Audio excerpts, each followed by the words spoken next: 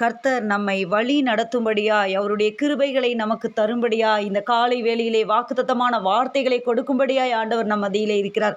போன மாதம் ஆண்டவர் நமக்கு கொடுத்த வாக்குத்தத்தமான வார்த்தை சங்கீதம் 23:5 என் பாத்திரம் நிரம்பி வழிகிறது. அநேகருடைய வாழ்க்கையில் ஆண்டவர் கிருபை செய்தார். அடியாளுடைய வாழ்க்கையில் அநேகருடைய வாழ்க்கையில் பாத்திரங்களை நிரம்பும்படி ஆண்டவர் செய்தார். இதோ இந்த புதிய மாதத்தில் ஆண்டவர் கொடுக்கிறதான வாக்குத்தத்தமான வார்த்தை எல்லாரும் கூட நம்ம உற்சாகமாக கரங்களை தட்டி வாக்குத்தத்த வார்த்தையை நம்ம சொல்லி நம்ம நன்றி செலுத்த போகிறோம். அந்த வாக்குத்தத்த வார்த்தையை அப்படியே நம்ம ரிசீவ் கொள்ள போகிறோம். இந்த மாத கர்த்தர் நமக்கு கொடுக்கிற வாக்குத்தத்தமான வார்த்தை எரேமியா 4வது அதிகாரம் 1வது வசனத்தின் பின்பகுதி, நீ இனி அலைந்து திரிவது இல்லை. ஹல்லேலூயா, ஹல்லேலூயா. ஆண்டவர் நமக்கு கொடுக்கிற வாக்குத்தத்த வார்த்தை, நீ இனி அலைந்து திரிவதில்லை. எல்லாரும் சொல்லுங்க, நீ இனி அலைந்து திரிவது இல்லை. லில்லி அமாங் திரான்ஸ் குடும்பத்திற்கு கர்த்தர் கொடுக்கிறதான வாக்குத்தத்தமான வார்த்தை, வாக்குத்தத்தமான செய்தி, ஆண்டவர் நம்மோடு கூட சொல்கிற வார்த்தை, நம்மை பார்த்து சொல்கிற வார்த்தை, கரங்களை பிடித்து சொல்கிற வார்த்தை. இத்தனை மாதங்கள் நீ அலைந்து திரிஞ்சிருக்கலாம். இதோ இந்த 11 மாதங்களும் நீ கண்ணீர் விட்டு அலைந்து திரிந்திருக்கலாம். இளைப்பாறுதலை காணாம நீ இருந்திருக்கலாம். ஆனா இதோ இந்த புதிய மாதத்திலே கர்த்தராகிய தேவன் கரங்களை பிடித்து சொல்கிறார், நீ இனி அலைந்து திரிவது இல்லை. நீ இனி அலைந்து திரிவது இல்லை. நீ இனி அலைந்து திரிவது இல்லை. அல்லேலூயா. கரங்களை தட்டி தேவ வார்த்தை அப்படியே ரிசீவ் பண்ணி கொள்கிறவர்கள் மேல அப்படியே அது 100% ஆம் என்றும் ஆமேன் என்றும் அது பலிக்க போகிறது. அலைந்து திரிகிற வாழ்க்கையெல்லாம் மாறப்போகிறது. நீ இனி அலைந்து திரிவது இல்லை, அலைந்து திரிவது இல்லை. அல்லேலூயா. கர்த்தர் கொடுத்ததான வாக்குத்தத்த செய்தி. ஆண்டவர் 2 நாட்களுக்கு முன்பாகவே இந்த காரியத்தில் ஆண்டவர் என்னோடு கூட இடைப்பட்டார். இந்த மாத வாக்குத்தத்த வார்த்தை இதுதான். பரிசுத்த ஆவியானவர் ஒவ்வொரு மாதமும் தம்முடைய வார்த்தைகளை கொண்டு அந்த வார்த்தைகளை அப்படியே நம்மளுடைய வாழ்க்கையிலே நடத்தி ஆண்டவர் மகிமைப்பட்டு கொண்டிருக்கிறார். இதோ இந்த புதிய மாதத்திலும் இந்த வருடத்தின் கடைசி மாதத்திலும் ஆண்டவர் நம்மோடு கூட பேசின இந்த வார்த்தை அப்படியே நம்ம வாழ்க்கையில் 100% ஆம் என்றும் ஆமேன் என்றும் பேலன்ஸ் செய்யணும். அப்படின்னு சொன்னால் சில காரியங்களுக்கு ஊடாக நம்ம செல்ல வேண்டியது அவசியம். நீ இனி அலைந்து திரிவது இல்லை, நீ இனி அலைந்து திரிவதில்லை, நீ இனி அலைந்து திரிவதில்லை. இந்த வார்த்தை அப்படியே நம்ம வாழ்க்கையில் பேலன்ஸ் செய்யணும். அப்படியே அதை பிடித்துக் கொள்வோம். ஆமேன் என்று சொல்லி கரங்களை தட்டி, ஆண்டவரே நாங்கள் அலைந்து திரிவது இல்லை, நாங்கள் ரிசீவ் பண்ணிக்கிறோம். கர்த்தருடைய வார்த்தை நமக்கு நேராக கடந்து வருகிறது. அல்லேலூயா. கர்த்தர் நமக்கு கொடுக்கிற வார்த்தை, நீ இனி அலைந்து திரிவது இல்லை. ஹல்லேலூயா, ஹல்லேலூயா. ஆண்டவருடைய நாமம் மகிமைப்படுவதாக, மகிமைப்படுவதாக. இந்த வார்த்தை எப்போது சொல்லப்பட்டது? இந்த வார்த்தை சொல்லப்பட்டதான காரியம் என்ன? எரேமியா தீர்க்கதரிசியை கொண்டு இஸ்ரவேலுக்கு ஆண்டவர் சொன்ன வார்த்தை, இஸ்ரவேலுக்கு ஆண்டவர் சொன்ன அதே வார்த்தையை இந்த புதிய மாதத்தில் ஆண்டவர் நம்மை பார்த்து சொல்கிறார், நீ இனி அலைந்து திரிவதில்லை. அன்றைய நாட்களிலே, எரேமியாவின் நாட்களிலே என்ன நடந்தது? இஸ்ரவேலிலே பாவம், இஸ்ரவேலிலே பயங்கரமான காரியங்கள். இஸ்ரவேல் சரியா இல்லை. 1வது வசனத்தை பாருங்க. இஸ்ரவேலே, நீ திரும்புகிறதற்கு மனதாயிருந்தால் என்னிடத்தில் திரும்பு என்று கர்த்தர் சொல்லுகிறார். நீ திரும்பறதுக்கு மனசா இருக்கியா? நீ திரும்பணும் அப்படின்னு நீ நினைக்கிறியா? உன் பாவத்தை விட்டு, உன் அருவருப்புகளை விட்டு, தேவனுக்கு பிரியமில்லாத காரியங்களை விட்டு, தேவனுக்கும் உனக்கும் இடையிலே இருக்கிற அந்த பிரிவினைகளை எல்லாம் நீ விட்டு திரும்பணும்னு நினைக்கிறியா? நீ திரும்பணும் அப்படின்னு நினைச்சா, நீ திரும்பணும் அப்படின்னு நினைச்சா, நீ திரும்பி வரணும்னு நினைச்சா, நீ என்னிடத்திலே திரும்பு, என்னிடத்திலே திரும்பு. இந்த காலை வேளையிலே கர்த்தருடைய வார்த்தை நமக்கு நேராக துணிக்கிறது. அதிகாரத்தோடு ஆண்டவர் தம்முடைய வார்த்தையை பேசுகிறார். அதிகாரமுடையவராய் பேசுகிறார். அவருடைய சத்தம் காதேஸ் வனாந்தரத்தை அதிர பண்ணுகிற சத்தம், பெண்மான்களை ஈனுபடி செய்கிற சத்தம். ஆண்டவருடைய வார்த்தை அதிகாரத்தோடு வல்லமையோடு கடந்து வருகிறது. நீ திரும்பணும்னு நினைக்கிறியா? நீ திரும்பி வரணும்னு நினைக்கிறியா? ஆவிக்குரிய வாழ்க்கையில் நான் ரொம்ப பின்னாடி போயிட்டேன் ஆண்டவரே, ரொம்ப பின்னாடி போயிட்டேன், இனி என்னால் வர முடியுமான்னு தெரியல, ரொம்ப ஆண்டவரே நான் பின்னாடி போயிட்டேன், நீ வர முடியுமான்னு எனக்கு தெரியல.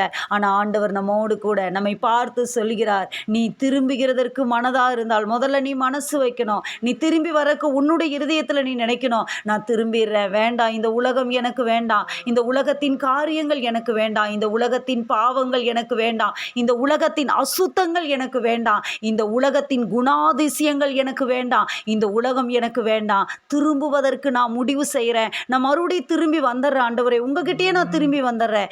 எங்கே போனாலோ, எந்த எல்லை வரைக்கும் போனாலோ, சமாதானம் வேணும்னு சொன்னால், நித்திய ஜீவன் வேணும்னு சொன்னால், அவர் சமூகத்தில் திரும்பி ஆகணும், அவர்கிட்ட நம்ம திரும்பி வந்தாகணும். இஸ்ரவேலை பார்த்து ஆண்டவர் சொல்லுகிறார், ஆவிக்குரிய இஸ்ரவேலர்களாகிய நம்மை பார்த்து சொல்லுகிறார், எந்த இடத்துலமா விழுந்த, எந்த இடத்துலப்பா நீ விழுந்த, நீ திரும்புகிறதற்கு மனதாயிருந்தால் என்னிடத்திலே திரும்பு, என்னிடத்துல திரும்பி வந்துரு, என்னிடத்துல வந்துரு. ஆண்டவர் கரங்களை விரித்து அழைக்கிறார், 2 கரங்களையும் விரித்து அழைக்கிறார். காணாமல் போட அந்த ஒரே ஆடு, அவருடைய எய்ம் அதுதான், அவருடைய எய்ம் அதுதான். அந்த 99 ஆடுகளையும் அங்கே நிறுத்தி வைத்துவிட்டு, பாதுகாப்பான இடத்துல வைத்துவிட்டு, அந்த ஒரு ஆடை தேடி மனம் திரும்ப அவசியமில்லாத 99 ஆடு என்று சொல்லப்பட்டிருக்கிறது. அநேக நீதிமான்கள் இருக்கிறாங்க. ஆனா அந்த ஒரு ஆட்டுக்காக பரிதவிக்கிற தேவன், அவர் நல்ல மேய்ப்பன். அந்த ஒரு ஆட்டுக்காக நம்ம நினைக்கிறோம் சில நேரத்துல, நான் தான் திரும்பிட்டனே, நான் தான் பரிசுத்த வாழ்க்கையை விட்டுட்டு வந்துட்டனே, நான் தான் பாவம் செஞ்சுட்டே இருக்கிறனே, என் மேல அவர் கரிசனை படமாட்டார், என்னை விட்டுருவார், என்னை மறந்துருவார். இல்ல, அவர் மறக்கவே மாட்டார். அந்த ஒரு ஆடு தான் எய்மு. அந்த ஒரு ஆடு அநேகமா சிதறி கிடக்குது. அந்த ஒரு ஆடு அப்படிங்கிற அந்த காரியம் நிறைய இடத்துல சிதறி கிடக்குது. அந்த ஒரு ஆடு திரும்பி வர்றதுக்கு திரும்புகிறதற்கு மனதாய் இருந்தால், இஸ்ரவேலே நீ என்னிடத்திலே திரும்பி வா, இந்த உலகம் போதும். இந்த உலகம் பாருங்க, பாவத்தை கொடுத்துட்டே இருக்கும். இந்த உலகம் எண்ணத்தை கொடுத்துட்டே இருக்கும், மோசமான காரியங்களை கொடுக்கும், தவறான காரியங்களை சொல்லிக் கொடுக்கும், குறுக்கு வழிகளை சொல்லிக் கொடுக்கும், வேற மாதிரி யோசிக்க சொல்லிக் கொடுக்கும், நீ வேற மாதிரி யோசி அப்படின்னு சொல்லிக் கொடுக்கும். ஆனா ஆண்டவர் சொல்றாரு, திரும்புகிறதற்கு மனதாய் இருந்தா நீ யாருகிட்ட வரணும்? என்னிடத்திலே திரும்பு. நீ உன் அருவருப்புகளை என் பார்வை நின்று அகற்றிவிட்டால், அருவருப்பான காரியம், தேவனுக்கு பிரியமில்லாதது, அந்த அருவருப்புகளை மாத்திரம் நீ அகற்றிவிட்டா நீ என்ன செய்ய போற அப்படின்னா, நீ இனி அலைந்து திரிவதில்லை. அல்லேலூயா. இது நாள் வரைக்கும் அலைஞ்சு திரிஞ்ச உண்மைதான், இது நாள் வரைக்கும் நீ கஷ்டப்பட்ட உண்மைதான், இது நாள் வரைக்கும் உன்னுடைய காரியங்கள் எல்லாம், உன்னுடைய பிரயாசங்கள் எல்லாம் அலைந்து திரிகிறதை போல காணப்பட்டது உண்மைதான். ஆனா இனி நீ அலைந்து திரிய மாட்ட. ஏன் சொன்னா, இரட்சகராகிய தேவனோடு இருக்கிறேன், நீ திரும்புகிறதற்கு மனதாய் இருந்தால் நீ என்னிடத்துல திரும்பிட்ட அப்படின்னு சொன்னா, இஸ்ரவேலே உன் அருவருப்புகளை நீ அகற்றிவிட்டாயானால் உனக்கு நான் கொடுக்கிற வாக்குத்தத்தமான வார்த்தை, இந்த புதிய மாதத்திலே நான் கொடுக்கிற வாக்குத்தத்தமான வார்த்தை, நீ இனி அலைந்து திரிய மாட்டாய். அப்பா நம்மளை பார்த்து சொல்றாரு, நீ இனி அலைந்து திரியவே மாட்டாய். ஆனா நம்ம என்ன செய்யணும்? நம்ம செய்ய வேண்டிய காரியங்கள் என்ன அப்படின்னு சொன்னா, திரும்புகிறதற்கு மனதாய் இருந்தால் அவரிடத்திலே திரும்ப வேண்டும். முதலாவது ஒரு மனசு நம்மளுக்கு உண்டாகணும். நான் ரொம்ப தூரம் போயிட்டேன் ஆண்டவரே, அவைக்குரிய வாழ்க்கையை விட்டு ரொம்ப தூரம் நான் திரும்பி போயிட்டேன், இனிமேல் திரும்பி வரணும் அப்படின்னு சொன்னால் ரொம்ப தூரம். ஆனால் ஒரு விஷயம் என்ன தெரியுமா, நம்ம எவ்வளவு தூரம் திரும்பி போனோமோ அவ்வளவு தூரம் நம்ம ரிட்டர்ன் வந்து தான் ஆகணும். வேறு வழியே இல்லை, ஆண்டவருடைய சமூகத்தில் வந்து தான் ஆகணும். என்ன காரியம் அப்படின்னா, சீக்கிரமாய் மனம் திரும்பி விட்டால் நல்லது, சீக்கிரமாய் வந்து விட்டால் நல்லது. இல்லை என்றால் என்ன செய்யணும்? கிரயங்களை செலுத்த வேண்டியது வரும், சில காரியங்களை செலுத்த வேண்டியது வரும். பாருங்க, அந்த இளைய குமாரன் அவன் திரும்பி போய்விட்டான், மறுபடியுமாய் தகப்பனிடத்தில் திரும்புகிறதற்கு ஒரு எண்ணம் அவனுக்கு வந்தது. ஆனால் அவனுடைய காரியங்கள் பாருங்க, பன்றி தின்கிற அந்த தவிடு கூட அவனுக்கு கிடைக்காத சூழ்நிலை. அப்போ எவ்வளவு தூரம் திரும்பி போயிருக்கிறோமோ அவ்வளவு தூரம் சில கிரயங்களை செலுத்த வேண்டியது வருதுனால இந்த காலை வேளையில் சீக்கிரமாய் அதுதான் வசனம் சொல்லுது, இன்றைக்கே ரட்சணிய நாள். சிலர் தள்ளி போடுறத காரியங்களை பார்க்க முடியும். நாளைக்கு நான் வந்துடுறேன், நாளான்னைக்கு நான் வந்துடுறேன், இல்லை 1ஆம் தேதி நான் ரட்சிக்கப்பட்டுறேன், நியூ இயர் அன்னைக்கு நான் ரட்சிக்கப்பட்டுறேன் அப்படின்னு சொல்லிட்டு. ஆனால் ஆண்டவருடைய வார்த்தை இந்த புதிய மாதத்திலே வருகிறது, இதோ இன்றைக்கே ரட்சணிய நாள். திரும்புகிறதற்கு மனதாய் இருந்தால் நீ என்னிடத்திலே திரும்பிவிடு. ஹல்லேலூயா. கர்த்தர் நல்லவர். கொடுத்த வாக்குத்தத்த வார்த்தையை மறுபடியும் எல்லாரும் சேர்ந்து சொல்லலாமா? ஆண்டவர் நம்ம கொடுத்த வாக்குத்தத்த வார்த்தை வேதாகமத்தில் கைகளை வைத்து நம்ம சொல்லலாமா? நீ இனி அலைந்து திரிவது இல்லை. ஒரு 3 தடவை நம்ம சொல்லி ஆண்டவரை கரங்களை உயர்த்தி துதிக்க போகிறோம். நீ இனி அலைந்து திரிவது இல்லை, அல்லேலூயா. அலைந்து திரிகிற காரியங்களை கர்த்தர் அகற்றப் போகிறார். கர்த்தர் நம்ம வாழ்க்கையிலிருந்து அகற்றப் போகிறார். அலைச்சல்களை ஆண்டவர் அகற்றப் போகிறார். இந்த காரியங்களை நம்ம பார்க்க போகிறோம். தேவனுடைய கிருபையின்படி நம்ம பார்க்க போகிறோம். அலைந்து திரிகிறதான அனுபவம், இந்த அலைந்து திரிகிற அனுபவம் ஏன் வருகிறது? இந்த காரியத்தை நம்ம பார்க்க போகிறோம். ஆண்டவர் இஸ்ரவேலை பார்த்து சொல்கிறார், ஆண்டவர் சபையை பார்த்து சொல்கிறார், ஆண்டவர் தம்முடைய பிள்ளைகளை பார்த்து சொல்கிறார், நீ இனி அலைந்து திரிவதில்லை. அப்ப இதற்கு முன்னாடி அவருடைய அந்த சமூகத்துக்கு வருவதற்கு முன்னாடி அவரிடத்துல திரும்பாததற்கு முன்னாடி, அருவருப்புகளை அகற்றாததற்கு முன்னாடி சபை என்ன செய்யுது? அலைந்து திரியுது. சபை என்ன பண்ணுது? அலைந்து திரியுது. அப்ப ஆண்டவர் இந்த வார்த்தையை சொன்னாரு அப்படின்னு சொன்னா, நீ இனி அலைந்து திரிய மாட்டோமா அப்படின்னு ஆண்டவர் சொன்னாருன்னா, இதுக்கு முன்னாடி என்ன பண்ணியிருக்குது? நம்மளுடைய வாழ்க்கை எப்படி இருக்குது? அலைந்து திரிகிற வாழ்க்கையா இருக்குது. அலைவுபடுகிறது. நம்முடைய வாழ்க்கை எப்படிப்பட்டதா இருக்குது? அலைகிற ஒரு வாழ்க்கையா இருக்குது. ஏன் இந்த அலைச்சல்கள் உண்டாகிறது? நம்ம கவனிக்கணும். ஆவிக்குரிய வாழ்க்கையில சில காரியங்களை நம்ம பெற்றுக்கொள்றதுக்கு முன்னாடி ஏன் இந்த காரியம் என் வாழ்க்கையில் வந்தது, மறுபடியும் இந்த காரியம் வாழ்க்கையில் வரக்கூடாது, ஏன் இது வந்தது, இது எப்படி என்னை விட்டு போகும், இப்படிப்பட்டதான நமக்கு ஆராய்ச்சிகள் தேவை. அதுதான் வசனம் சொல்கிறது, நம்மை நாமே நிதானித்து அறிந்தால் நாம் நியாயந்தீர்க்கப்படும். நிதானித்து அறியணும் ஒரு ஆவிக்குரிய மனிதன். அதுதான் வசனம் சொல்லுது, ஆவிக்குரியவன் எல்லாவற்றையும் ஆராய்ந்து நிதானிக்கிறான். ஆவிக்குரியவனுடைய ஒரு குணாதிசயம் நிதானிக்கணும். இன்றைக்கெல்லாம் ஆவிக்குரிய வாழ்க்கை ஏனோ தானோ வென்று வாழும்படியாக இருக்கிறது. ஏனோ தானோ வென்று வாழ்கிற ஒரு வாழ்க்கையாக இருக்கிறது. அப்படிப்பட்ட வாழ்க்கை இருக்கக்கூடாது. ஆண்டவருக்கு அது பிரியமில்லாத வாழ்க்கை. நம்முடைய வாழ்க்கை எப்படி இருக்கணும்? ஆவிக்குரிய வாழ்க்கை எப்படி இருக்கணும்? ஆராய்ந்து நிதானிக்கப்படுகிற வாழ்க்கையாக இருக்கணும். ஆராய்ந்து நிதானிக்கணும். காரியங்கள் என்ன நடக்கிறது, நம்முடைய வாழ்க்கை என்ன நடக்கிறது, எப்படி இருக்கிறோம், கரெக்டான ரூட்டில் போகிறோமா, நம்முடைய வாழ்க்கை கரெக்டான வழியில் கரெக்டாக போய்கொண்டிருக்கிறதா என்பதை நம்ம என்ன செய்யணும்? ஆராய்ந்து நிதானிக்கிறவர்களாக காணப்படணும். ஆவிக்குரியவன் என்ன செய்கிறான்? எல்லாவற்றையும் அவன் ஆராய்ந்து நிதானிக்கிறான். அப்போ பாருங்க, இனி நீ அலைந்து திரிவது இல்லை அப்படின்னு ஆண்டவர் சொல்லியிருக்கிறாரு. அப்படின்னா இதற்கு முன்னாடி அந்த அலைந்து திரிகிறதான அனுபவங்கள் ஆவிக்குரிய வாழ்க்கையிலே வருகிறது. ஏன் இந்த அலைந்து திரிகிற அனுபவங்கள் வந்தது? ஆவிக்குரிய வாழ்க்கையிலே ஏன் அலைந்து திரிகிறோம்? ஏன் நம்ம அலைந்து திரிகிறோம்? இந்த காரியத்தை நம்ம பார்க்கணும். ரொம்ப கவனமாக, ரொம்ப கருத்தோட இந்த செய்தியை கேட்கும்படி உங்களை நான் அன்போடு கூட கேட்டுக்கொள்கிறேன். மிக முக்கியமான ஆவிக்குரிய வாழ்க்கைக்கு தேவையான ஒரு சத்தியம், அலைந்து திரிகிற அனுபவம். ஏன் அலைந்து திரிகிற அனுபவம் வருது அப்படின்னு சொன்னால், பாவம் செய்யும்போது நாம் அலைந்து திரிகிறோம். அதுதான் இந்த வசனத்தின் முதலாவது அந்த காரியமே சொல்லப்பட்டிருக்கிறது. எரேமியா அந்த 4வது அதிகாரம் 1வது வசனத்திலே சொல்லப்பட்டிருக்கிறது, நீ திரும்புகிறதுக்கு மனதாக இருந்தால் என்னிடத்தில் திரும்பு, நீ உன் அருவருப்புகளை என் பார்வையிலிருந்து அகற்றிவிடு. அப்போ அலைந்து திரிகிற அனுபவம் ஏன் உண்டாகிறது அப்படின்னு சொன்னால், பாவத்தினாலே உண்டாகிறது. பாவங்கள் நம்மை அலைந்து திரிய செய்கிறது, அலைவுபட செய்கிறது. எடுத்துக்கொள்ளலாம். ஆதியாகமம் 4வது அதிகாரம் 11, 12வது வசனங்களை நான் வாசிக்கிற கவனிங்க. ஆதியாகமம் 4வது அதிகாரம் 11, 12வது வசனங்கள். அங்கே ஒரு சம்பவம் நடக்கிறது. நம்ம எல்லாருக்கும் நல்லா தெரிந்த சம்பவம். அங்கே என்ன நடக்கிறது? தன்னுடைய சகோதரனாகிய ஆபேலை காயின் கொலை செய்து விடுகிறான். அவனுடைய காணிக்கை ஆண்டவர் அங்கீகரித்ததுனால. அப்போ என்ன நடக்குது? அவனுக்கு அங்கே ஒரு சாபம் கூறப்படுகிறது. சாபம் கூறப்படுகிறது. நான் வாசிக்கிற கவனிங்க. ஆதியாகமம் 4வது அதிகாரம் 11, 12 வசனங்கள். இப்பொழுது உன் சகோதரனுடைய இரத்தத்தை உன் கையிலே வாங்கி கொள்ள தன் வாயை திறந்த இந்த பூமியில் நீ சபிக்கப்பட்டிருப்பாய். நீ நிலத்தை பயிரிடும்போது அது தன் பலனை இனி உனக்கு கொடாது. நீ பூமியில் நிலையற்று அலைகிறவனாயிருப்பாய் என்றார். அப்ப அலைந்து திரிகிறது அப்படிங்கிறது ஒரு சாபம்.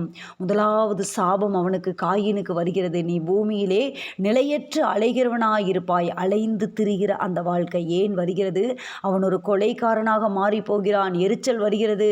தன்னுடைய காணிக்கை ஆண்டவர் அங்கீகரிக்கல. இந்த சம்பவம் நம்ம எல்லாருக்கும் தெரிந்த சம்பவம் தான். ஆனால் நம்ம இங்கே பார்க்க போகிறது இந்த அலைந்து திரிகிற அனுபவம் என்கிறதன் அடிப்படையில் நம்ம தியானித்து கொண்டிருக்கிறோம். பாவங்கள் தேவ பிள்ளைகளுடைய வாழ்க்கையிலே வரும்போது, இஸ்ரவேலுடைய வாழ்க்கையிலே வரும்போது, இஸ்ரவேல் தான் ஆண்டவரால் அழைக்கப்பட்ட ஜனந்தான், ஆண்டவராலே தெரிந்து கொள்ளப்பட்ட பிள்ளைகள் தான். ஆனால் பாவம் உள்ளே நுழையும் போது அலைந்து திரிகிற அனுபவம் வருகிறது. அலைந்து திரிகிறதான் அந்த காரியம் வருகிறது. ஆண்டவருக்கு பிரியமில்லாத ஒரு வாழ்க்கை, ஆண்டவருக்கு பிரியமில்லாத ஒரு வாழ்க்கை. நம்ம இந்த காலை வேளையில் நம்ம ஒப்பு கொடுக்க போகிறோம். ஆண்டவரே, இப்படிப்பட்ட தேவனுக்கு பிரியமில்லாத வாழ்க்கை, தேவன் வெறுக்கிற வாழ்க்கை, தேவன் அருவருக்கிற வாழ்க்கை இஸ்ரவேலுடைய வாழ்க்கையிலே இருக்கக்கூடாது. இஸ்ரவேலே, நீ திரும்புகிறதற்கு மனதாக இருந்தால் என்னிடத்திலே திரும்பு.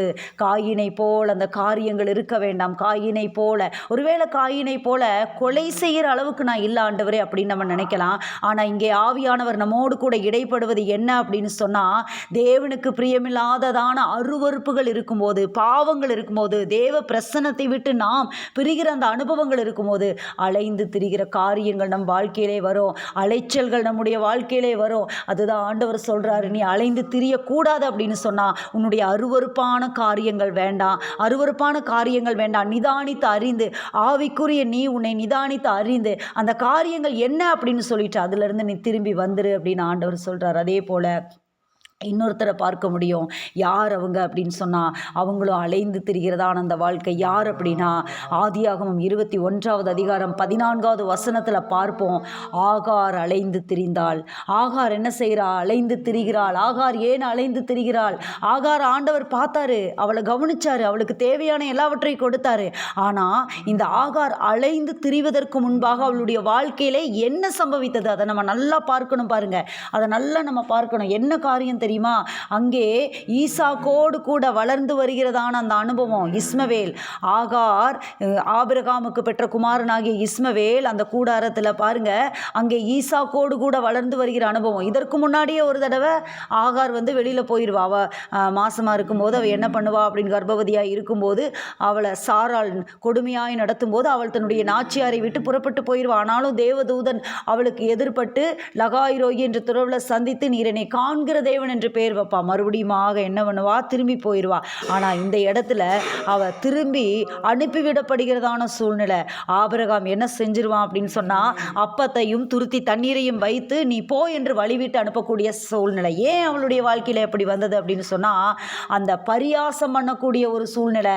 தன்னுடைய வாக்குத்தத்தத்தின் பிள்ளையாகிய ஈசாக்குக்கு விரோதமாக இஸ்மவேல் பரியாசம் பண்ணினான். இஸ்மவேல் அந்த மாதிரி செய்த காரியத்தினால தான் என்ன நடக்குது அப்படின்னு சொன்னால், அங்கே சாராள் ஆபிரகாமை பார்த்து சொல்றா, என்ன நடக்கிறது பாருங்க. ஆதியாகமம் 21:9-10 வசனங்களை நான் வாசிக்கிற கவனிங்க. இந்த சம்பவங்கள் துரத்தி விடப்படுவதற்கு முன்பு அவள் செய்த சம்பவம் என்ன?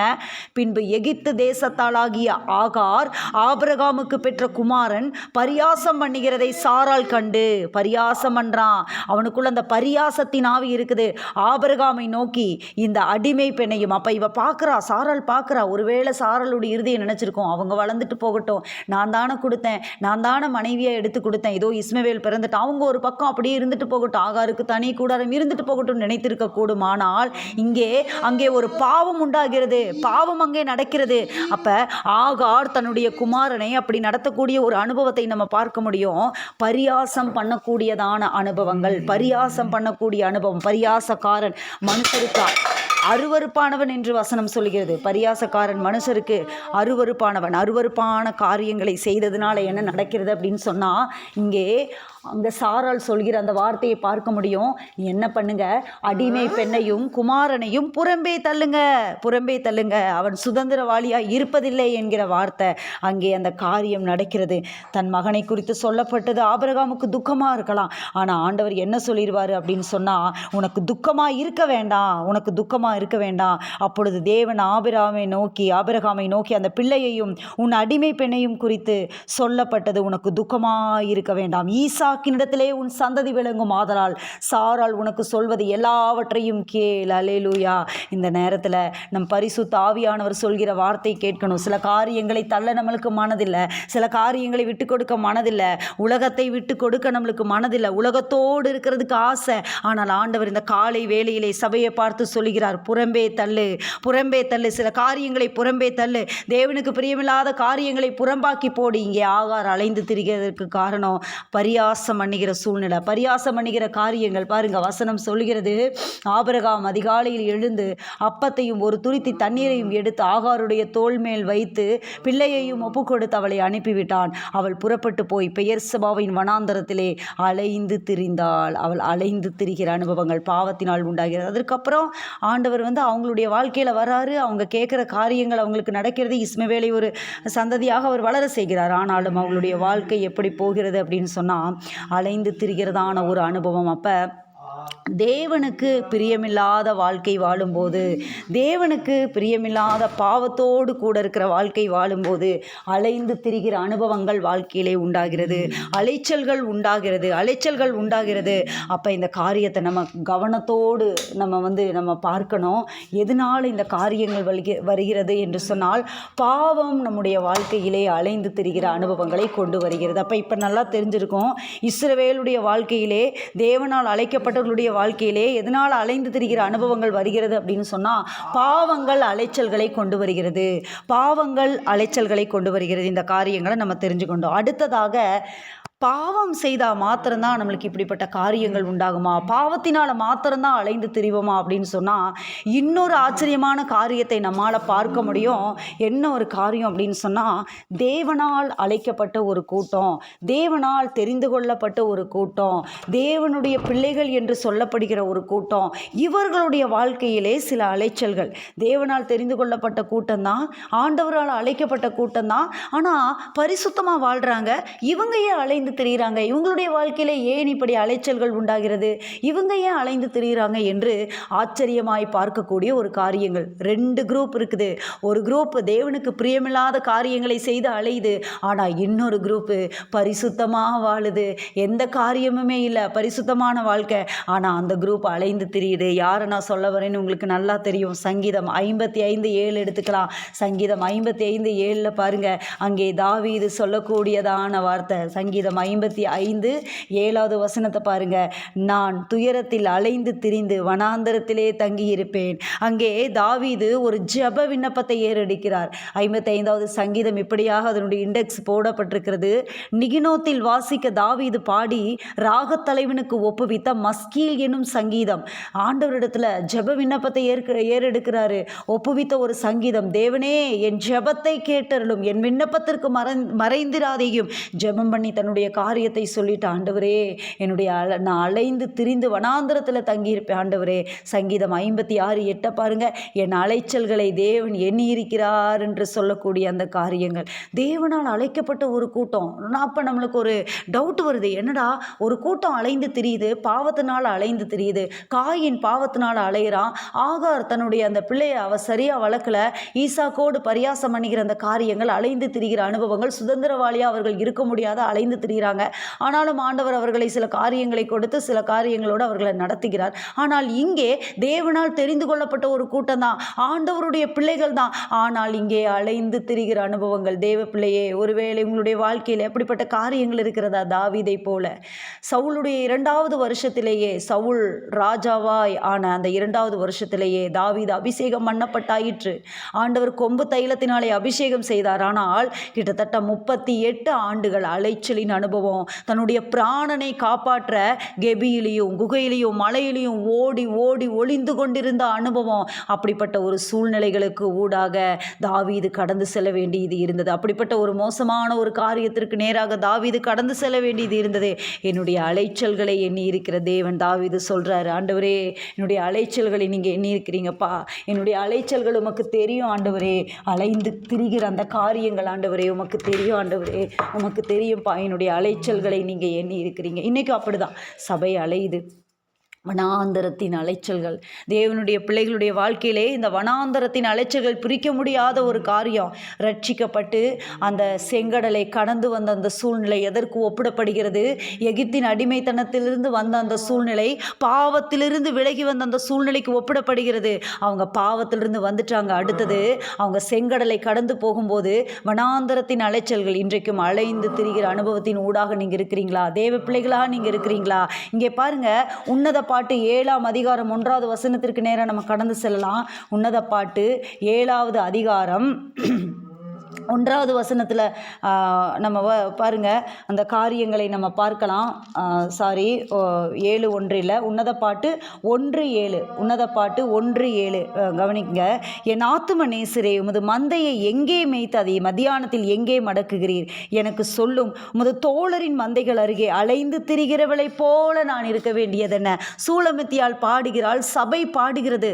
தேவனால் அழைக்கப்பட்ட ஒரு கூட்டம்தான், ஆண்டவர் தெரிந்து கொண்ட ஒரு கூட்டம்தான், ஆண்டவருடைய பிள்ளைகள் தான். ஆனால் அங்கே சபை, அங்கே சூலமித்தியால் பாடுகிறாள், ஆண்டவரே, என் ஆத்துமநேசரே. ஆத்துமநேசர் சபை ஆத்துமநேசரை பார்த்து கேட்கிறது, என்னுடைய ஆத்துமநேசரே, நீங்கள் எங்கே இருக்கிறீங்க, எங்கே இருக்கிறீங்க? சில சூழ்நிலைகளிலே நம்முடைய காரியங்கள் அப்படியே எப்படி இருக்கும் அப்படின்னு சொன்னால், என்ன செய்வது என்று சொல்லி தெரியாத ஒரு சூழ்நிலை இருக்கும். கண்கள் கட்டிவிடப்பட்டதை போன்ற சூழ்நிலை, என்ன செய்யறது அப்படின்னு தெரியாத ஒரு சூழ்நிலை. ஆவிக்குரிய பிள்ளைகள் தான், எந்த விதமான மாற்று கருத்தும் இல்லை, தேவனுடைய பிள்ளைகள் பிள்ளைகள் தான், தேவனால் அழைக்கப்பட்டவர்கள் தான், பரிசுத்தமானவர்கள் தான். ஆனால் என்ன செய்யறதுன்னு தெரியாத ஒரு சூழ்நிலை. நம்ம என்ன பண்ண போகிறோம், அடுத்த ஸ்டெப் என்ன வைக்க போகிறோம், நம்ம என்ன செய்ய போகிறோம் அப்படின்னு தெரியாத ஒரு சூழ்நிலை. இங்கே சூலமித்தியால் அப்படி தான் பாடுகிறாள். ஆத்துமனேசரே, எங்கப்பா உங்கள் மந்தையை மேய்த்து அதை மடக்குறீங்க, எனக்கு சொல்லுங்கப்பா. அடுத்த ஸ்டெப் என்ன ஆண்டவரே, நான் என்னப்பா பண்ணுவேன், என்னுடைய லைஃபுக்கு என்ன பண்ணுவேன். நானும் ஜெபம் பண்ணுறேனே, என்னுடைய காரியங்களை நடத்துகிறேனே, ஆனால் என்னுடைய வாழ்க்கை இப்படி இருக்குதே. உமது தோழரின் மந்தைகள் அருகே அலைந்து திரிகிறவளை போல நான் இருக்க வேண்டியது என்ன சபை பாடுகிறது. இந்த காலை வேளையிலே ஒரு கூட்டம் பாவத்தினால் அலைந்து திரியுது. ஆனால் இங்கே உண்மையாய் தேவனுடைய பிள்ளைகள் ஒரு கூட்டங்கள் என்ன செய்கிறாங்க, அலைந்து திரிகிறாங்க தேவ சமூகத்தில். ஆண்டவரே, நான் அலைந்து திரிகிற அனுபவங்கள் எனக்கு எதுக்கு, ஏன் அப்படின்னு சொல்லி பாடுகிறது. அங்கே சங்கீதம் 107 அதற்கான விடை நமக்கு கொடுக்கப்படுகிறது. சங்கீதம் 107க்கு நேராக நம்ம கடந்து செல்லலாம். சங்கீதம் 107 பாருங்க, அதற்கான விடை கொடுக்கப்பட்டிருக்கிறது. நம்ம நல்லா அதை படித்து அதை தியானிக்கலாம். சங்கீதம் 107 4 வசனங்கள் 5 வசனங்களை வாசிக்கிற கவனிங்க. கர்த்தரை துதியுங்கள், அவர் நல்லவர், அவர் கிருபை என்றும் உள்ளது. கர்த்தரால் சத்ருவின் கைக்கு நீங்களாக்கி மீட்கப்பட்டு கிழக்கிலும் மேற்கிலும் வடக்கிலும் தெற்கிலும் உள்ள பல தேசங்களிலுமிருந்து சேர்க்கப்பட்டவர்கள் அப்படி சொல்ல கடவர்கள். அவர்கள் தாபரிக்கும் ஊரை காணாமல் வனாந்தரத்திலே அவாந்தர வழியாகவும் பசியாகவும் தாகமாகவும் ஆத்துமா தொய்ந்ததாகவும் அலைந்து திரிந்தார்கள். இது எதை குறித்து சொல்லப்பட்ட சம்பவம்? இஸ்ரவேல் ஜனங்கள் எகிப்தின் அடிமைத்தனத்திலிருந்து அவர்கள் அழைத்து கொண்டு வரப்பட்ட அந்த காரியங்களை விவரிக்கிற ஒரு சம்பவம், விவரிக்கிற ஒரு சங்கீதம் அங்கே சொல்லப்பட்டிருக்கிறது. ஆண்டவர் தான் மீட்டு கொண்டாரு, ஆண்டவர் தான் பத்திரமா நடத்தினாரு, ஆண்டவர் தான் அழைத்து வந்தாரு. ஆனால் என்ன நடக்குது அப்படின்னு சொன்னால், அந்த வனாந்தரத்திலே பசியாகவும் தாகமாகவும் அலைய வேண்டிய சூழ்நிலை இருக்குமா அப்படின்னு கேட்டால் கண்டிப்பாக இருக்கும். ஆவிக்குரிய வாழ்க்கையில் வருமா அப்படின்னு கேட்டால் கண்டிப்பாக வரும். இதுதான் உண்மை, நிதர்சனமான உண்மை இதுதான். ஆவிக்குரிய வாழ்க்கையிலும் இப்படிப்பட்ட காரியங்கள் வரும். ஆனால் ஒரு காரியத்தை நம்ம கவனிக்கணும், ஒரு காரியத்தை நம்ம கண்ணோக்கி பார்க்கணும். அத்தனை ஜனங்கள் மத்தியிலும் யோசுவாவும் காலேபும் இருந்தார்கள். அவர்களும் அந்த பசியாகவும் தாகமாகவும் அலைந்திருக்கக்கூடும். அந்த மேரிபாவின் தண்ணீர்கள், அந்த காரியங்கள், அவர்களுக்கும் தண்ணீர் கிடைக்காம இருந்திருக்க வேண்டியது இருக்கும். ஒரு கூட்டம் மட்டும் அப்படியே வைக்கப்படுகிறது. எந்த முறுமுறுப்பும் இல்லாமல், எந்த காரியமும் இல்லாமல் இந்த வனாந்தரத்தின் அலைச்சல்களை எதிர்கொள்கிற ஒரு கூட்டம். ஆண்டவர் பார்ப்பாரு. ஏன் வனாந்தரத்தின் அலைச்சல்கள்? பின்னாட்களிலே நன்மை இருக்கும்படி நான் உன்னை சோதித்து என்று உபாகமத்திலே வசனம் சொல்கிறது. ஏன் வனாந்தரத்தின் அலைச்சல்கள்?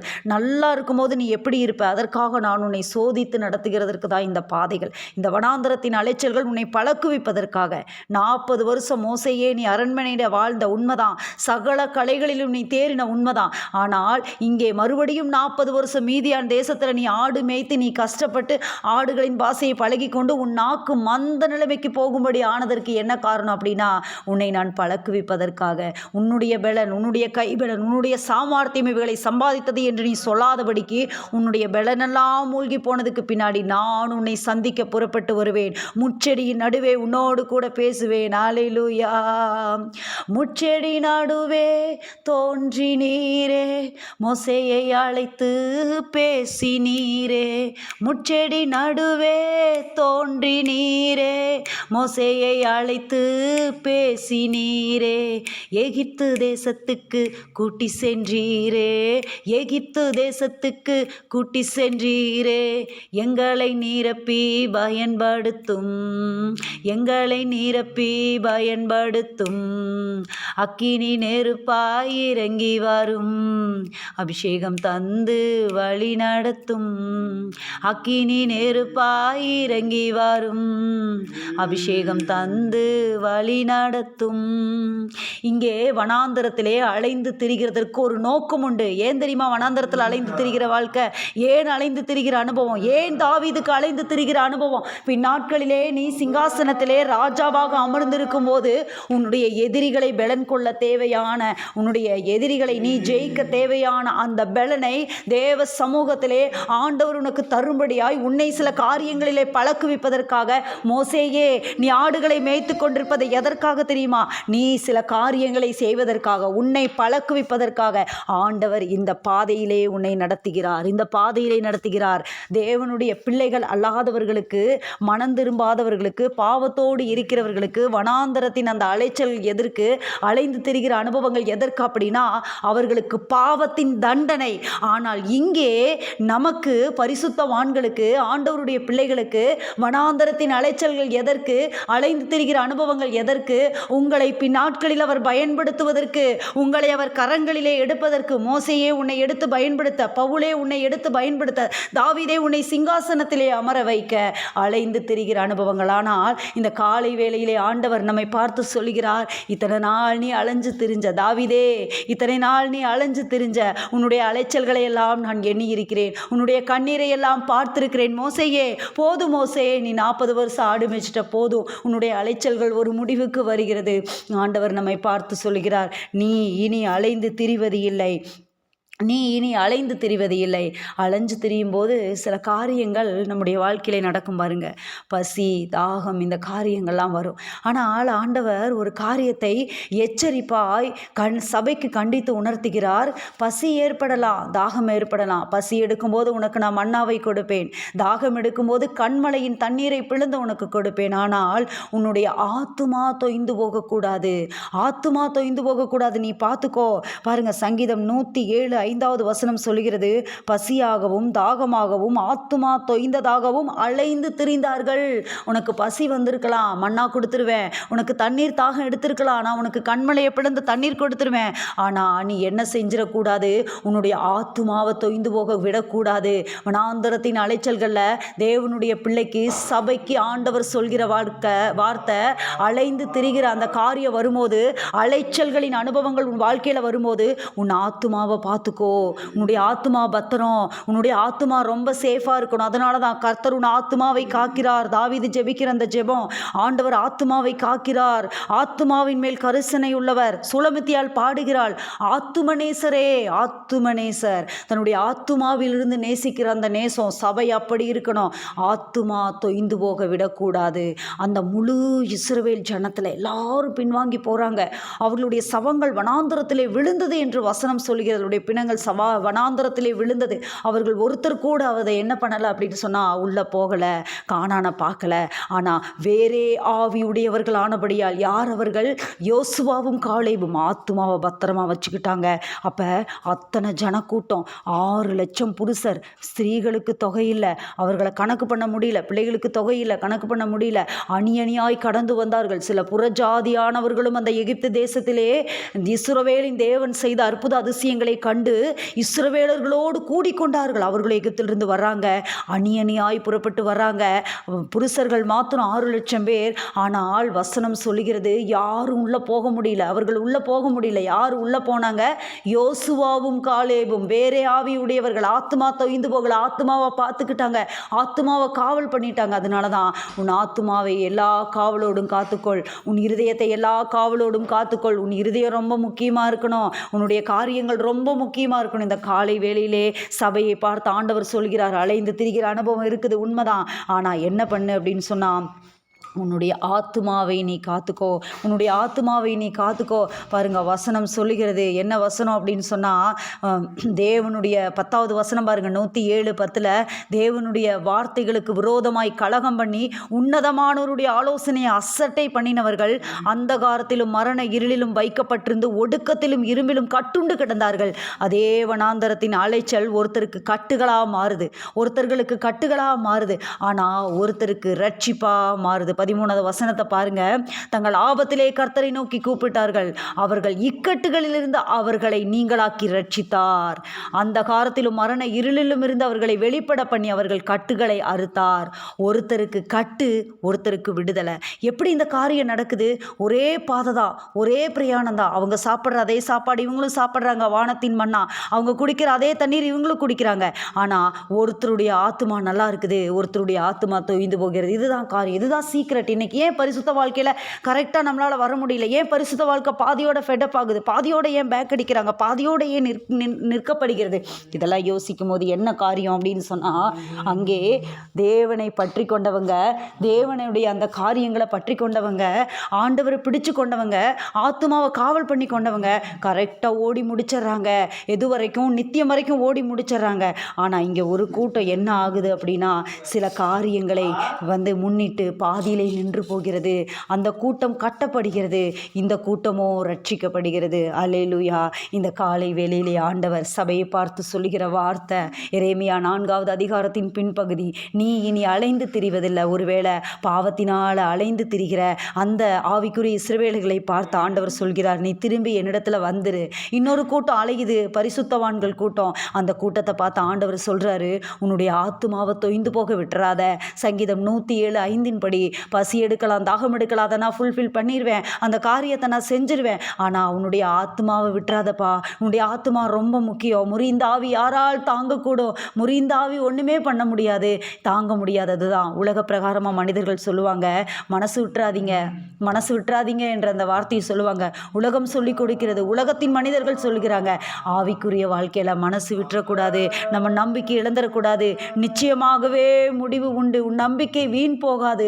யோபுவினுடைய வாழ்க்கையில் அந்த காரியம் இருந்தது, அந்த நம்பிக்கை இறுதி வரைக்கும் இருந்தது. ஆமாம், அந்த நம்பிக்கை இறுதி வரைக்கும் இருந்தது. என் மீட்பர் உயிரோடு இருக்கிறார், அதுதான் அந்த நம்பிக்கை. சிலருடைய ஆவிக்குரிய வாழ்க்கையில் வனாந்தரத்தின் அலைச்சல் ரொம்ப மோசமாக இருக்கும், ரொம்ப கடினமாக இருக்கும். ஆண்டவரே, அஸ்திபாரங்களும் நிர்மூலமாகிறதே, நீதிமான் என்ன செய்வான்? தாவீது கேட்குற அந்த ஒரு விண்ணப்பம், தேவனுடைய முகத்தை பார்த்து கரங்களை விரித்து, ஆண்டவரே அஸ்திபாரங்களும் நிர்மூலமாகிறதே, பேஸ்மெண்ட்டே இல்லைப்பா ஆண்டவரே, நான் கண்மனையில் தான்ப்பா அஸ்திபாரம் போட்டேன், ஆனால் அஸ்திபாரம் கூட நிர்மூலமாகிற மாதிரி இருக்கு. நீதிமான் என்ன செய்வான்? வெள்ளங்கள் என் தலை மட்டும் புரண்டு போகிறது, என்ன செய்வான்? நிலையாத ஜலத்திலே ஆழ்ந்திருக்கிறேன், ஆத்துமா வரைக்கும் போகுது, நான் என்ன பண்ணுவேன்? தாவீது கேட்ட அந்த ஒரு விண்ணப்பத்தை போல இந்த காலை வேளையில் அப்படிப்பட்ட சூழ்நிலைகளை நம்ம இருக்கிறோமா? அப்படிப்பட்ட வேதனைகளை கூட கடந்து செல்றோமா? பரிசுத்த ஆவியானவர் நம்மை பார்த்து சொல்கிறார், மகனே மகளே, நீ அலைந்து திரிவது இல்லை. இதுவரைக்கும் நீ போனது உண்மைதான், இதுவரைக்கும் நீ அலைஞ்சது உண்மைதான், இனி நீ அலைந்து திரிவது இல்லை. யார் அலைஞ்சு திரிஞ்சாங்க? யார் அலைஞ்சாங்க? ஆபிரகாமுடைய வாழ்க்கையை பாருங்க. ஆபிரகாமுடைய வாழ்க்கையில் ஒரு காரியம் சம்பவிக்கிறது. ஆதியாகமத்தில் 13வது அதிகாரத்தில் 17வது வசனத்தில் நம்முடைய பரிசுத்தவான்களை பார்த்தோம் அப்படின்னு சொன்னால், முற்பிதாக்களை பார்த்தோம் அப்படின்னு சொன்னால், அலைந்து தெரியாதவங்க யாருமே இல்லைங்க, யாருமே இல்லைங்க. அலைந்து தெரியாதவங்க யாருமே இல்லை. முற்பிதாக்கள் அலைஞ்சு திரிஞ்சாங்க. உலகமெல்லாம் என்ன சொல்லும் அப்படின்னா, நீ ஆண்டவருடைய பிள்ளையாக இருந்தால் நீ அப்படியே இளைப்பாறிட்டே இருப்பேன்னு சொல்லும். உண்மை என்னன்னு சொன்னால், அந்த இளைப்பாறுதல் வருவதற்கு முன்னாடி, அந்த கானான் வருவதற்கு முன்னாடி கண்டிப்பாக அலைந்து திரிஞ்சுதான் ஆகணும். உலகம் ஒரு விதமாக டீச் பண்ணும், உலகம் ஒரு விதமாக சொல்லும். ஆனால் முற்பிதாக்களுடைய வாழ்க்கையை பாருங்க, நம்மளுக்கு அதுதான் மேப், அதுதான் ப்ளூ பிரிண்ட் ஆண்டவர் போட்டு கொடுத்திருக்கிறார். அதுதான், இந்த வழியாக தான்ப்பா நீ வரணும். ஆபிரகாமுடைய வாழ்க்கையை பாரு, ஆபிரகாமுடைய வாழ்க்கையை பாரு. இந்த காலை வேளையிலே பரிசுத்த ஆவியானவர் நமக்கு காண்பித்து கொடுக்கிறார். ஆதியாகமம் 13வது அதிகாரத்தில் 17வது வசனத்தை பாருங்க. நீ எழுந்து தேசத்தின் நீளமும் அகலமும் எம்மட்டோ அம்மட்டும் நடந்து திரி, அதை உனக்கு தருவேன் என்றார். ஆண்டவர் ஆபிரகாமை பார்த்து சொல்கிறாரு. இதற்கு முன்னாடி தான் ஒரு காரியம் நடக்குது. இந்த வசனத்தை படிக்கும் போது நம்ம நினைப்போம், ஆண்டவர் அப்படியே ஆபிரகாமை பார்த்து, ஆபிரகாம் அப்படியே சும்மா மெதுவாக அமைதியாக உட்காந்துருக்கும் போது, ஆபிரகாமே நீ வா, நீ நடந்து திரி அப்படின்னு சொன்ன மாதிரி நமக்கு இருக்கும். ஆனால் இந்த வசனத்திற்கு முன்னாடி ஒரு காரியம் நடக்குது. என்ன காரியம் நடக்குது அப்படின்னு சொன்னால், லோத்துவோட மந்தை மேய்ப்பருக்கும் ஆபிரகாமோட மந்தை மேய்ப்பருக்கு ஒரு வாக்குவாதம் நடக்கிறது. அங்கே என்ன நடக்குது அப்படின்னு சொன்னால், ஆண்டவர் ஆபிரகாமுக்கும் லோத்துக்கும் இடையில் இருக்கிற அந்த காரியம், லோத்துக்கும் ஆபிரகாமுக்கும் உள்ளே போகக்கூடிய அந்த சூழ்நிலை வருகிறது. ஆபிரகாம் போய் லோத்தினிடத்தில் பேசுவார், உனக்கும் எனக்கும், உன் மந்தை மேய்ப்பருக்கும் என் மந்தை மேய்ப்பருக்கும் வாக்குவாதம் வரக்கூடாது, நாம் சகோதரர்கள் அப்படிங்கிற காரியத்தை சொல்லுவார். அப்போ அவங்க பிரிஞ்சு போவாங்க. ஆனால் லோத்து உடனே ஒரு டிசிஷன் எடுப்பார். என்ன காரியம் அப்படின்னா, அவர் சோதோமை பார்க்கும்போது அது கர்த்தருடைய தோட்டத்தை போல இருக்குது அப்படின்னு சொல்லிட்டு அந்த இடத்துல போய் அவர் தன்னை சூஸ் பண்ணி கொள்ளக்கூடிய அந்த காரியம், அவர் அதை தேர்ந்தெடுத்துக்குவார். அப்போ ஆபிரகாம் என்ன செய்வார் அப்படின்னு சொன்னால், அதே தேசத்தில் ஆண்டவருடைய வார்த்தைக்காக அவர் காத்திருக்கக்கூடிய அந்த காரியங்கள். அப்போ ஆண்டவர் என்ன செய்வார் அப்படின்னா, பாருங்க, லோத்துக்கு சீக்கிரமாக அவருடைய காரியங்கள் கிடச்சிருச்சு. லோத்துடைய வாழ்க்கையில் சீக்கிரமாக அவருடைய பிளேஸ் கிடச்சிருச்சு. அவர் போயிட்டார், அப்படியே அழகாக சூஸ் பண்ணுறாரு. சோதோமை பார்க்குறாரு, அது கர்த்தருடைய தோட்டத்தை போல இருக்குது. அவர் அதை பார்த்துட்டு அவர் அதை எடுத்துக்கிறாரு. நான் அந்த காரியத்தில் நான் போய்க்கிறேன், இங்கே நான் போய்க்கிறேன் அப்படின்னு சொல்லிட்டு அதை அவர் எடுத்துக்கிட்டாரு. ஆனால் ஆபிரகாம் அப்படி இல்லை. எதையுமே கர்த்தருடைய சித்தத்திற்கு உட்பட்டு செய்கிறதான ஒரு மனுஷன். நமக்கு நல்லா தெரியும், ஆதியாகமம் 12 பார்த்தீங்கன்னா தேசத்தையும் இனத்தையும் காரியத்தையும் விட்டு வருகிறதான ஒரு மனுஷன். அப்படி இருக்கும்போது அவர் என்ன செய்வார் அப்படின்னா அமைதியாக இருப்பார். ஆனால் சோதோம் எப்படிப்பட்ட இடம் அப்படின்னா 13வது வசனம் சொல்லுது, ஆதியாகமம் 13:13, சோதோமின் ஜனங்கள் பொல்லாதவர்களும் கர்த்தருக்கு முன்பாக மகா பாவிகளுமாய் இருந்தார்கள். மகா பாவியான ஒரு இடத்துக்குள்ளே போய் லோத்து மாட்டிக்கிறாரு. லோத்து ஆபிராமை விட்டு பிரிந்த பின்பு கர்த்தர் ஆபிராமை நோக்கி, அப்போ லோத்து பிரிஞ்சிடறாரு ஆபிராமை விட்டு, சோதோம் கொமோராவுக்கு போயிடுறாரு. அது அவருக்கு ரொம்ப நல்ல இடமா தெரிஞ்சிச்சு, அவர் போயிடுறாரு. ஆனால் விட்டு பிரிந்தோன ஆண்டவர் ஆபிரகாமை நோக்கி சொல்கிறாரு, என்ன சொல்கிறாரு, நீ கண்களை ஏறெடுத்து நீ இருக்கிற இடத்திலிருந்து வடக்கேயும் தெற்கேயும் கிழக்கேயும் மேற்கேயும் நோக்கிப்பார். இதெல்லாம் நீ பார்த்துக்கோ ஆபிரகாமே, இதெல்லாம் நீ பார்த்துக்கோ. நீ பார்க்கிற இந்த பூமி முழுவதையும் நான் உனக்கும் உன் சந்ததிக்கும் என்றைக்கும் இருக்கும்படி கொடுத்து உன் சந்ததியை பூமியின் தூளை போல பெருக பண்ணுவேன். ஒருவன் பூமியின் தூளை எண்ணக்கூடுமானால் உன் சந்ததியும் எண்ணப்படும். வசனத்தை கொடுத்துட்டாரு. வாக்குத்தத்தமான வார்த்தை வந்துருச்சு. ஒரு சந்தோஷம், ஒரு மனசுல நிம்மதி. சரி, ஆண்டவர் சொல்லிட்டாரு, நம்மளுக்கு வாக்கு தத்தத்தை கொடுத்துட்டாரு, ஓகே, நம்மளுடைய சந்ததிக்கு நல்ல ஒரு இடத்த கொடுத்துட்டாரு, நம்ம இனி அலைந்து திரிய வேண்டியதில்லை அப்படின்னு சொல்லி ஆபிரகாமுக்கு ஒரு சந்தோஷம். ஆனால் காரியம் என்ன நடக்குது, ஆபிரகாமை பார்த்து நீ கண்ணில் பார்த்தாலே போதும், நீ இந்த சந்ததியை, நீ இந்த பூமியை, இந்த இடத்த நீ சுதந்திரிச்சு கொள்ளலாம் அப்படின்னு சொல்லலை. ஆண்டவர் என்ன சொல்கிறாரு, நீ எழுந்து தேசத்தின் நீளமும் அகலமும் எம்மட்டோ அம்மட்டும் நடந்து திரி, நீ நடந்து திரி, நீ நடந்து திரி. இதுதான் நம்மளுடைய வாழ்க்கையில் நடக்குது. சுதந்திரிக்கணும். சிலர் இந்த காரியத்தை என்ன பண்ணிடுறோம் அப்படின்னா, நம்ம இதை படிச்சுட்டு ஆண்டவர் அப்படியே நடக்க சொன்னார், இவர் நடந்து போய் எல்லாம் வாங்கிட்டார் அப்படின்னு நீங்கள் நினச்சி பாருங்கள். ஒரு சில காரியங்களை சுதந்திரிக்கணும் அப்படின்னு சொன்னால் சில கிரயங்களை நம்ம செலுத்தி ஆகணும். சந்ததிக்கு நான் இதை கொடுப்பேன், உண்மைதான். ஆவிக்குரிய காரியங்கள், நன்மைகளை நம்ம பெற்றுக்கொண்டு நம்ம இருக்கும்போது சில காரியங்கள் ஆண்டவர் நம்ம சந்ததிகளுக்கு பின்வைத்து போகிறது உண்மைதான். ஆனால் சில காரியங்களை நம்ம சுதந்திரிக்கணும். பாருங்கள், சில குடும்பங்களில் தலைமுறையாக சில சாபங்கள் இருக்கும், சில காரியங்கள் இருக்கும். ஆவிக்குரிய பெற்றோர்களாகிய நம்ம என்ன செய்யணும், அது என்ன காரியம் தொடர்ந்து வருகுது, என்ன குடும்பத்துக்குள்ள சில காரியங்கள் அப்படியே வருது, பரம்பரையாக வருது, அதை நம்ம என்ன பண்ணணும், முறியடிக்கணும். அதுதான் ஆபிரகாம் செய்த அந்த காரியம். எம்மட்டும் இருக்குதோ, தேசத்தின் நீளம் அகலம் எம்மட்டும் இருக்குதோ அம்மட்டும் நடந்து திரி. ஆண்டவர் சொல்கிற அந்த வார்த்தையை பாருங்கள், நீ அம்மட்டும் நடந்து திரி, அதை நான் உனக்கு கொடுப்பேன். ஆனால் அதுக்கு மேலேயே ஆண்டவர் கொடுப்பார். இந்த பின்னாடி நம்ம படித்து பார்த்தோம்னா அவர் நடந்து திரிவதற்கும் மேலே அவர் சுதந்திரிப்பார். ஆனால் சில நேரத்திலே நடந்து திரியணும். ஆபிரகாமை போல சில நேரங்களிலே நம்ம நடந்து திரிகிறதான அந்த காரியங்கள் நமக்கு கொடுக்கப்படும். அப்படிப்பட்ட காரியங்களும் நம்முடைய வாழ்க்கையிலே சம்பவிக்கும். லோத்துக்கு பிரச்சனையே இல்லை.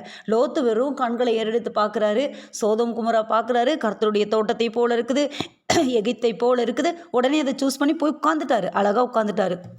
ஆனால் இங்கே ஆபிரகாம் அலைந்து திரியிறான், பரிசுத்தவான் அலைந்து திரியிறான். தேசத்தின் நீளம் அகலம் மட்டும் நடந்து திரி சொல்லிட்டார். அவர் சொன்னால் வேற காரியமே இல்லை. பிள்ளையை கேட்டால் கூட பலி கொடுக்குற ஆபிரகாம் அங்கே அவர் சொல்வதை அவர் கேட்கிறார். ஆண்டவர் சொல்வதை ஆபிரகாம் கேட்கிறார். அப்போ சில காரியங்களை சுதந்திரிக்க, சில காரியங்களை ஜெயிக்க நம்ம அலைந்து திரியிறோம். அப்போ பரிசுத்தவான்களாகிய நீங்கள் ஏன் அலைந்து திரியிறீங்க அப்படின்னு சொன்னால் அதுக்கு ஒரு நோக்கம் இருக்குது. நீங்கள் அலைந்து திரிகிற அந்த காரியங்களில் நீங்கள் ஜெயிக்கிறீங்க. உங்கள் சந்ததிக்கு அந்த சாபத்தை பின்வைக்காம நீங்க ஜெயிக்கிறீங்க. நீங்க நடக்கிற இந்த அலைந்து திரிகிற அந்த அலைச்சல் எல்லாம், நான் ஏன் ஆண்டவருடைய பிள்ளையா இருக்கேன், ஜெபம் பண்றேன், இந்த காரியங்களை செய்கிறேன், ஏன் இன்னும் என்னுடைய வாழ்க்கையில நீங்க ஜெயிக்கிறீங்க, நீங்க இந்த காரியங்களை ஜெயிக்கிறீங்க. உங்க சந்ததிகள் அதை ஈஸியா சுதந்திரித்துக் கொள்ளும்படி பாருங்க. அந்த இஸ்ரவேல் தேசத்திலே இருந்து அவர்களெல்லாம் விழுந்து அடுத்தது அவர்களுடைய அடுத்த தலைமுறை உள்ள போயிட்டாங்க. அடுத்து அவர்களுக்கு பிறந்த தலைமுறைகள் எல்லாம் அவங்க நல்லபடியா சுகமா இருந்தாங்க. கானான் தேசத்துல குடியிருந்த அவர்களுக்கு அந்த அலைச்சல்கள் இல்லை. அதே போலதான் நம்முடைய சந்ததிகளுக்கு சில நன்மைகளை ஆண்டவர் கொடுக்கும் ஆபிரகாமாகிய நம்மை பார்த்து, ஆவிக்குரியவர்களாகிய நம்மை பார்த்து ஆண்டவர் சொல்கிறார், நீ சில காரியங்களை நடந்து திரி, தேசத்தின் நீளமும் அகலமும் எம்மட்டோ ஆவிக்குரிய வாழ்க்கையில நீ சில நன்மைகளை சுதந்திரிக்கும்படியாய் நீ நடந்து திரிந்து ஆக வேண்டும். நீ நடந்து திரி, சில காரியங்களிலே நீ நடந்து திரி என்று ஆண்டவர் நம்மை பார்த்து சொல்கிறார். ஒரு குறிப்பிட்ட நேரம் வரும், அந்த நேரத்தில் நீ என்ன பண்ணுவ, இனி நீ அலைந்து திரிவது இல்லை என்ற வார்த்தை இந்த மாதம் ஆண்டவர் நமக்கு கொடுக்கிற வார்த்தை. இம்மட்டுமா நீ திரிஞ்சது போதும், இம்மட்டும் நீ அலைந்தது போதும். ஒருவேளை இம்மட்டும் மட்டும் நீ அலைந்து திரிந்திருக்கலாம். உன்னுடைய காரியங்களை நீ சமாளிக்கிறதுக்காக, நீ சந்திக்கிறதுக்காக, பின்னாடி வருகிற தலைமுறைக்கு அதை விட்டுட்டு போகக்கூடாதுங்கிறதுக்காக அலைந்து திரிந்த அந்த அலைச்சல்களுடைய வாழ்க்கையிலே மாறுகிறது. ஈசாக்கு எடுத்து பாருங்க, ஆபிரகாமுடைய வாழ்க்கை அப்படின்னு சொன்னா ஈசாக்குடைய வாழ்க்கையை பாருங்க. ஈசாக்கு 26வது அதிகாரத்தில் 6வது வசனத்தில் அலைந்து திரிகிற அனுபவம். ஏசேக்கு, சித்னா, ரெகோபோத், ஒவ்வொரு இடத்துல பாருங்க அலைச்சல்கள், அலைந்து திரிகிற அனுபவங்கள். அடுத்தது யாக்கோபை பாருங்க. யாக்கோபு அதே போல தான். யாக்கோபை பற்றி சொல்லவே வேண்டாம். அநேக அதிகாரங்கள் யாக்கோபுக்கு இருக்குது பாருங்க. நிறைய அதிகாரங்கள் ஆதியாகமத்தில் இருக்கிறது யாக்கோபு குறிச்சுதா. யாக்கோபினுடைய அந்த வரலாறு. யாக்கோபு என்ன பண்ணுறாரு? பதான் அராம் தேசத்திற்கு போகிறாரு. ஆனால் அவர் எப்படிப்பட்டவர்? அவர் எப்படிப்பட்டவர் அப்படின்னு சொன்னால் குணசாலி, கூடாரவாசி. கூடாரத்துக்குள்ளே இருக்கிறதான் பிடிக்கும். அம்மா பின்னாடி, ரெபேக்கால் பின்னாடி அவங்களுக்கு தேவையான உதவிகள் செஞ்சுட்டு குணசாலி, கூடாரவாசி. ஆனால் நடக்கிறது என்ன? அலைந்து திரிகிற அனுபவங்கள். யாருக்கு வருது? இவருக்கு வருது, யாக்கோபுக்கு வருது. ஆனால் அங்கே என்ன நடக்குது அப்படின்னு சொன்னால் பெயர் செபா கொடுக்கப்படுகிறது. பெயர் செபா யாருக்கு பாருங்க? ஈசாக்கினுடைய வாழ்க்கையிலே பெயர் செபா வருகிறது.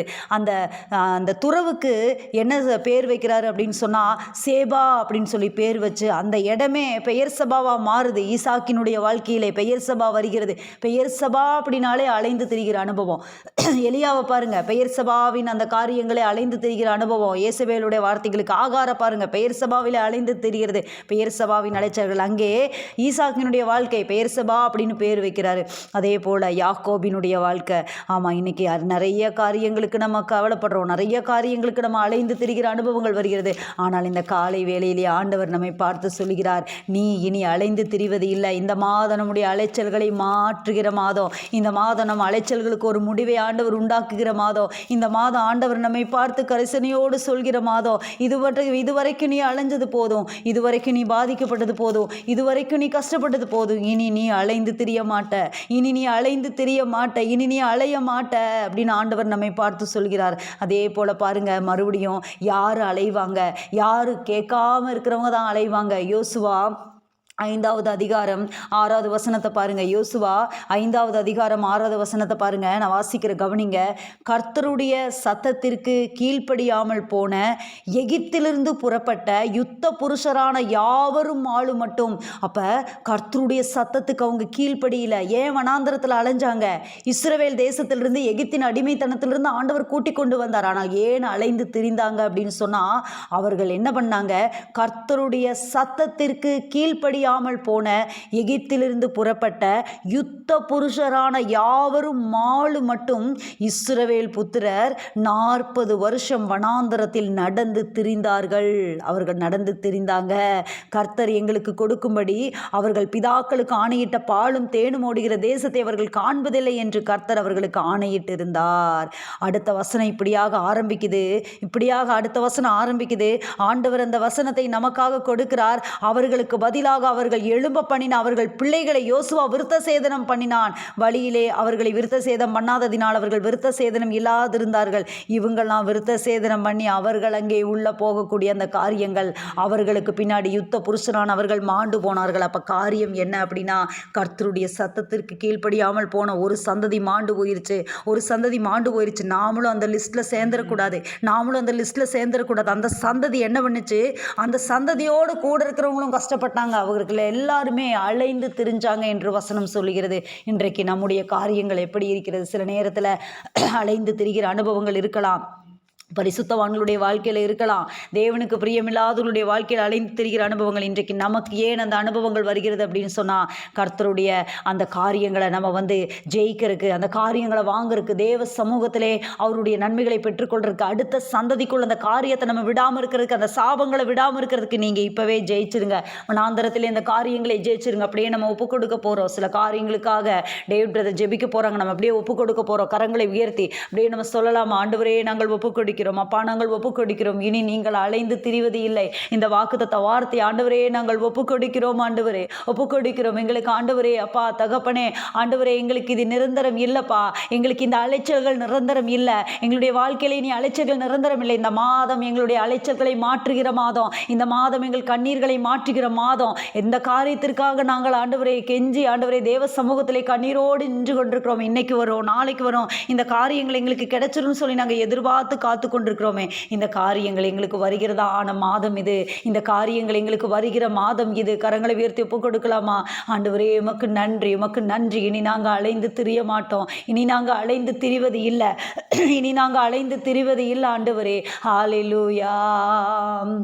யோர்தானின் வெள்ளம் வந்தாலும், எரிகோ கோட்டை முன்னே வந்தாலும், யோர்தானின் வெள்ளம் வந்தாலும், எரிகோ கோட்டை முன்னே வந்தாலும், பயமும் இல்லை கலக்கம் இல்லை, பயமும் இல்லை கலக்கம் இல்லை, கர்த்தர் நம்முடனே, மீட்பர் நம்முடனே. ஓசன்னா ஜெயமே, ஓசன்னா ஜெயமே, ஓசன்னா ஜெயம் நமக்கே, ஓசன்னா ஜெயம் நமக்கே. இயேசுராஜா முன்னே செல்கிறார், ஓசன்னா கீதம் பாடுவோம். இயேசுராஜா முன்னே செல்கிறார், ஓசன்னா கீதம் பாடுவோம். வேகம் சென்றிடுவோம். ஓசன்னா ஜெயமே, ஓசன்னா ஜெயமே, ஓசன்னா ஜெயம் நமக்கே, ஓசன்னா ஜெயம் நமக்கே. ஆண்டவரே, இந்த மாதம் ஆண்டவரே எங்களுக்கு முன்னாடி நீங்கள் போகிறீங்க, எங்களுக்கு முன்னாடி நீங்கள் போகிறீங்க. நீ இனி அலைந்து திரிவது இல்லை. எரேமியா 4வது அதிகாரம் 1வது வசனத்தில் நீங்கள் சொன்ன அந்த வாக்குத்தத்த வார்த்தை அப்படியே எங்கள் வாழ்க்கையில், அப்படியே லில்லி அமாங் தான்ஸ் குடும்பத்தில் எங்கள் ஒவ்வொருவர் மேலே நாங்கள் இனி அலைந்து திரிவது இல்லை, நாங்கள் இனி அலைந்து திரிவதில்லை, எங்களுடைய சந்ததிகள் அலைந்து திரிவது இல்லை. ஆவிக்குரிய இஸ்ரவேலர்களாகிய நாங்கள் ஆண்டவரே அலைந்து திரிவது இல்லை. எங்களுடைய அலைச்சல்கள் மாற்றுகிற மாதம், எங்களுடைய கண்ணீரை மாற்றுகிற மாதம், ஒரு காரியத்தில் முடிவு எடுக்க முடியாதபடி தடுமாறி கொண்டிருக்கிற நமக்கு நல்ல முடிவுகளை ஆண்டவர் தருகிற மாதம். அலைந்து அலைந்து அங்கே கிடைக்குமா இங்கே கிடைக்குமான்னு சொல்லி ஓடிக்கொண்டிருந்த நமக்கு நிலையான ஒரு காரியத்தை ஏற்படுத்துகிற மாதம். ஆண்டவர் ஒரு நல்ல முடிவை, நல்ல ஒரு தீர்மானத்தை கொடுக்கிற மாதம். இதுவோ அதுவோ, இதுவோ அதுவோ என்று அப்படியே 2 நினைவுகளால் இருந்த நமக்கு இதுதான் உன்னுடைய காரியம் என்று ஆண்டவர் கன்ஃபார்ம் பண்ணி கொடுக்கிற மாதம். இனி நீ அலைந்து திரிவது இல்லை, இனி நீ அலைந்து திரிவது இல்லை. ஹல்லேலூயா, ஹல்லேலூயா. முழுவதுமாக நம்முடைய கரத்தில் ஒப்பு கொடுக்கிறோம். இந்த வார்த்தைகளை ஆசீர்வைத்து கொடுத்த கிருபைக்காக நன்றி. இது அப்படியே ஆண்டவரே லில்லி அமாங் தான்ஸ் குடும்பத்தில் ஆம் என்றும் ஆமேன் என்று மெலன் செய்யும்படி நம்முடைய கரத்தில் தாழ்த்தி அர்ப்பணிக்கிறோம். சகல துதி கன மகிமையெல்லாம் நமக்கு ஏறடிக்கிறோம். இயேசு கிறிஸ்துவின் நாமத்தில் பிதாவே, ஆமேன்.